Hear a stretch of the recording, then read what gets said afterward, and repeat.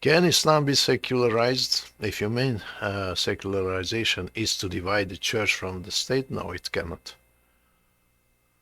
It has many reasons.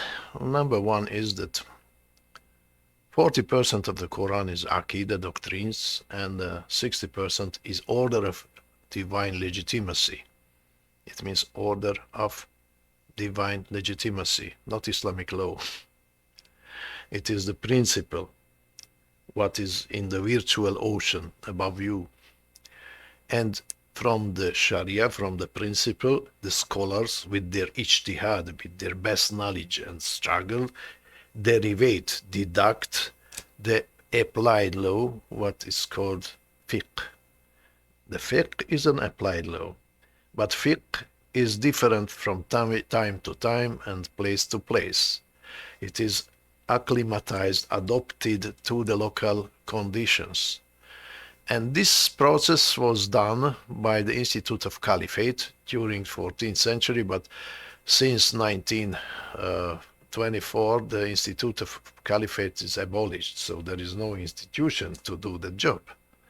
Therefore, since 1924, there is no way and no room to speak about deduction and to create fiqh, applied law.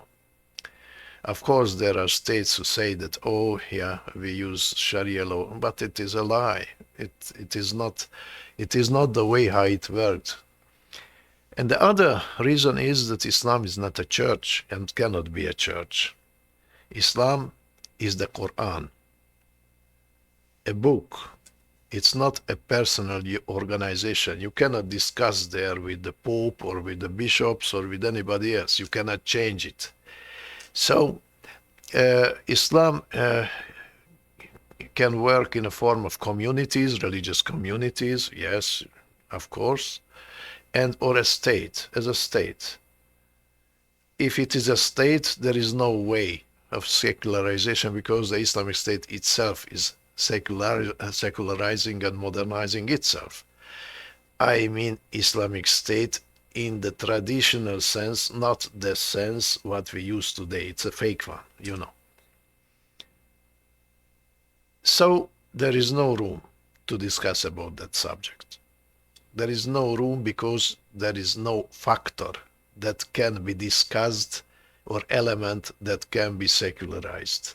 You cannot secularize a book and you cannot secularize the theory.